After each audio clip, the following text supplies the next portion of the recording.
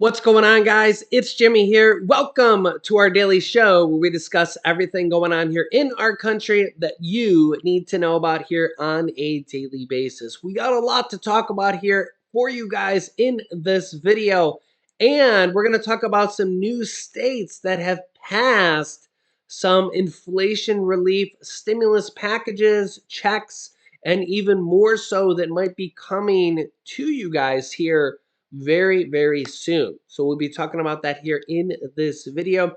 And remember here that about 35 different states have already passed inflation relief checks, state stimulus checks, and various different names of that sort this year, and even more so might be coming next year. So 2023.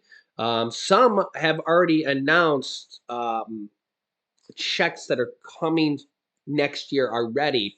If you've been watching my channel, you know I'm keeping you up to date here on all of this here. So remember that stimulus doesn't necessarily have to come from the federal. I know everybody wants it to, but there are some federal programs.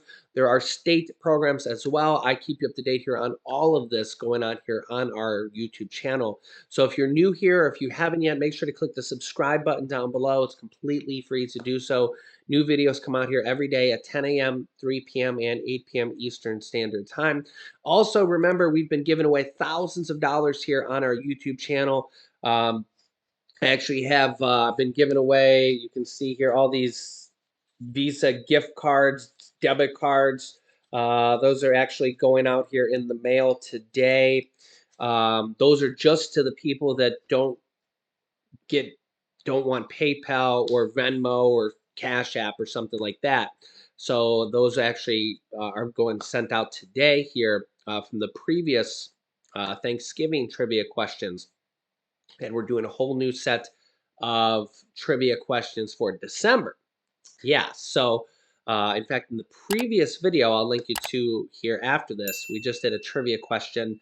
And if you can guess the answer to that, you could win money directly from me. So I'll link you to that video here at the end of this video. And we're going to be doing trivia questions all the way until Christmas, and then even after Christmas. So make sure you're subscribed to our YouTube channel, and thank you so much for liking and sharing these videos. All right, let's jump right in because we got a lot to talk about. Okay, first up, Connecticut. Connecticut lawmakers pass inflation relief package. So again, we're seeing a lot of different states still at the end of this year. And again, we're seeing that it wasn't just, oh, this was just for election time and stuff like that. So we're seeing it still happen after elections. And we're going to continue to see stuff like this here into the new year as well. So Connecticut lawmakers pass inflation relief package. Here's the details on this. And then we have several more to go on after this. Okay, Connecticut lawmakers passed an inflation relief package during a special session this week. The package includes an extension of the state's 25-cent per gallon gasoline tax that was set to expire on December 1st. So this is basically a way of, it's kind of like a stimulus program because you're saving 25 cents per gallon every time you go to buy gas. It's a way of giving money back to the people. So that has been extended. It also extends free municipal bus fare through next spring. It allocates an additional $30 million for the state's heating oil assistance program and $75 million for hero pay. $75 million for hero pay. That's the one-time bonus. That's a one-time bonus for about 155,000 eligible essential workers during the pandemic. That means more frontline workers will get the full pandemic bonus, said a representative from the state. We're making sure that the grocery clerk from a Stop and Shop in Connecticut, who makes less than $50,000 a year, 66,000 of them are getting a full $1,000 that were promised. The 25 cents per gallon tax holiday will stay in place until the end of the year, It would then return at a 5 cent a month increment starting on January 1st until the full 25-cent tax is restored on May 1st. So it's kind of like a stepped up thing there. Also, you can see here Connecticut lawmakers to consider income tax credits and other financial relief going forward here. The debate over rewarding Connecticut's essential workers who served during the outbreak largely is resolved. A permanent state income tax credit for families with children and other tax relief are on the top of the early to-do list for 2023. So this kind of gives you an idea of what states are thinking about in other states as well. I don't think our work is done in creating more equity in our state. These are long-term problems that didn't happen overnight. Labor advocates who hope to see bonuses as large as $2,000 settled for $1,000 bonuses for essential employees who earned less than $50,000 a year.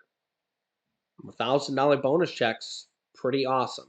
They also proposed a permanent $600 per child credit, but had to settle this spring for a one-time $250 per child rebate that sent out $82 million to Connecticut families this summer. So they're going to be working on even more so this year. Final push underway to adopt a Michigan tax credit here in 2022 as well. A year-end push is underway to expand Michigan's tax credit for low-income families before the legislative session wraps up. Expanding the credit is widely popular in concept, but a deal to extend more help to the working poor has long been an elusive goal. Chances are dwindling to bring the state credit to 30% of the federal tax rate for working poor families during the session that will probably wrap up in the next couple of weeks. Quote, I would like it. There's always Christmas miracles, he said. So, hey, I'm up for it. If there's a deal that can be struck, I'll be the first one to say, yes, let's do that and move it forward. Kent County Treasurer Peter McGregor is a former Republican legislator. He said the issue always gets bogged down by political concerns. Before the election, the Republicans didn't want to give the governor the win. Yeah, we've seen this a lot in a lot of different states. Now the elections are over. Oh, yeah, they actually say this. Now it's after the elections, and the Democrats want to wait till 2023 so they can get the win. But they're all being selfish because if they wait till 2023, these working families are going to wait another year and a half before they can get this money. That's because the ability to claim the credit would be pushed into the new tax year. McGregor said now is the time because the state budget is flush with revenue. And if you can't make this stuff up, guys, but yeah, check out this headline. San Francisco will allow police to deploy robots that kill. Yeah, yeah. Here's the details on this. Unbelievable, right? San Francisco police would only use killer robots, quote, in extreme circumstances to save or prevent further loss of innocent lives. That's a quote from a spokesperson said. Supervisors in San Francisco voted Tuesday to give city police the ability to use potentially lethal remote controlled robots in emergency situations, following an emotionally charged debate that reflected divisions on politically liberal board over support for law enforcement. The vote passed with an 8-3 majority agreement to grant police the option, despite strong objections from civil liberty and other police oversight groups. Opponents said the authority would lead to the further militarization of a police force already too aggressive with poor and minority communities. Supervisor Chan, a member of the committee that forwarded the proposal to the full board, said she understood the concerns over use of force, but, quote, according to state law, we are required to approve the use of these equipments. So here we are, and it's definitely not a easy discussion. The San Francisco Police Department said it does not have pre-armed robots and has no plans to arm robots with guns.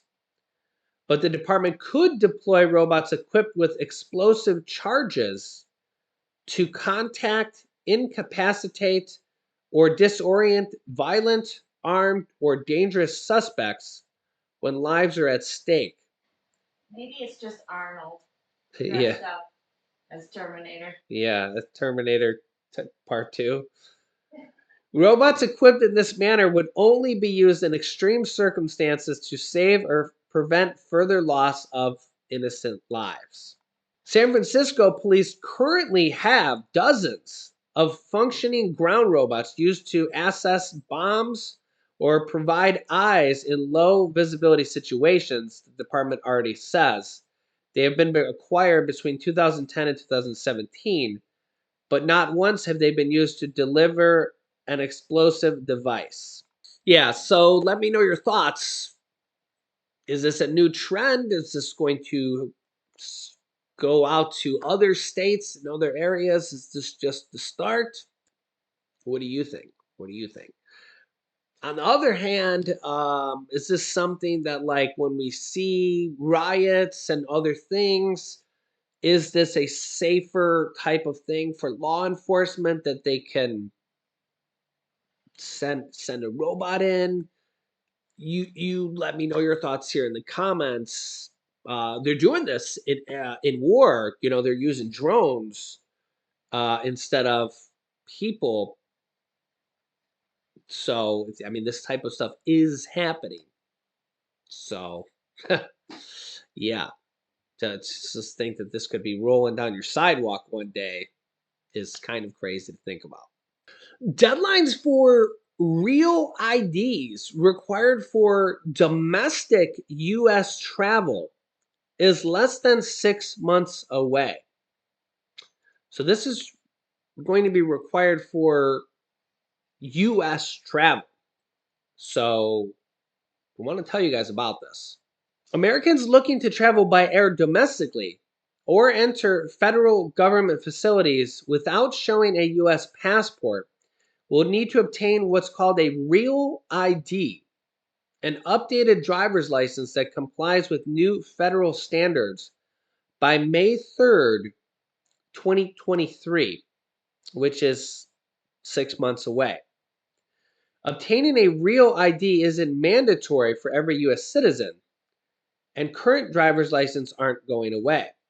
States that are real ID compliant are still allowed to issue licenses that aren't considered real IDs.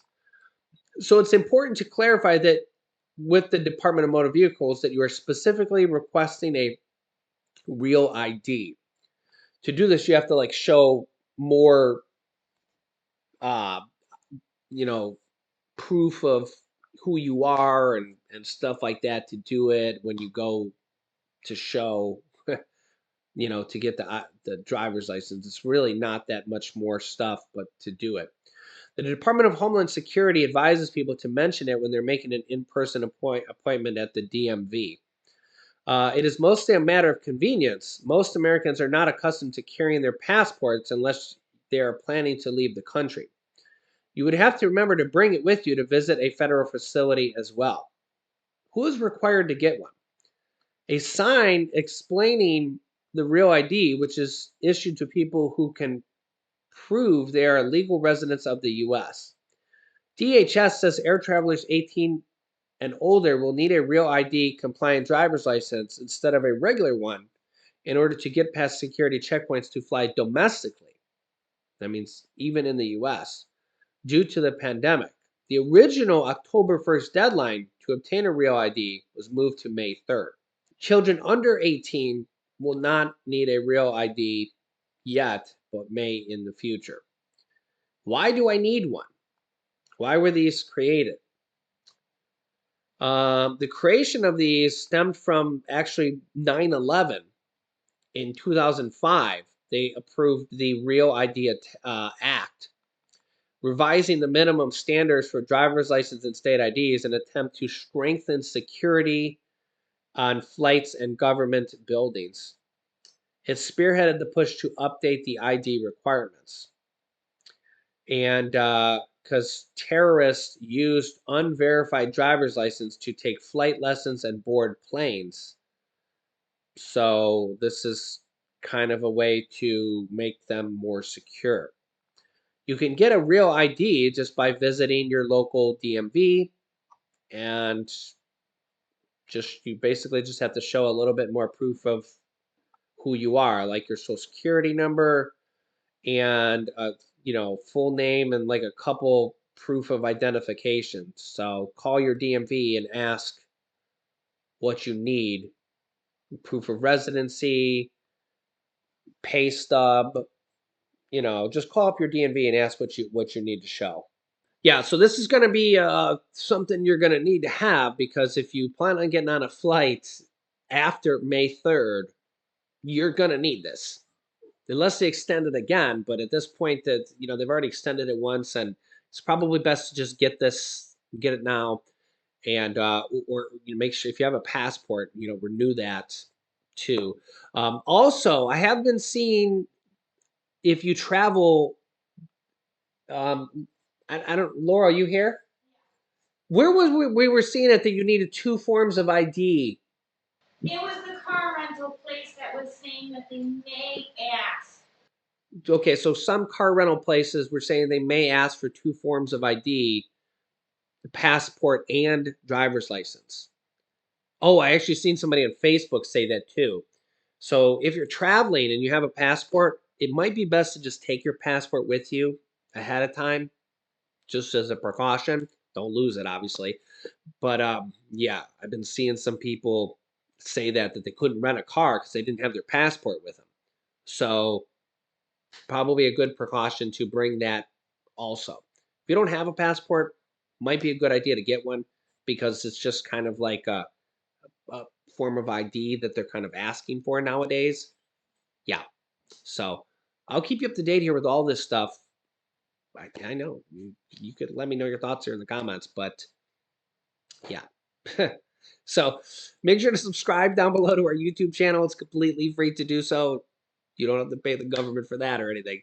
It's Yeah. In fact, we're giving away thousands of dollars here to our YouTube family, our YouTube viewers here. If you've been watching our channel, I'll link you to the video here. We just did our first trivia question where you could win money just for guessing an answer. I'll link you to that video here now. So make sure to subscribe down below. It's completely free. Thank you so much for liking and sharing these videos. Here is our video. Here's our most recent video. You can click on that to watch that if you haven't. And here is our video over here with our newest trivia question, where you could win money just for answering a question if you guess right. So click on one of those videos next. Thanks for watching, guys, and I'll see you in the next video.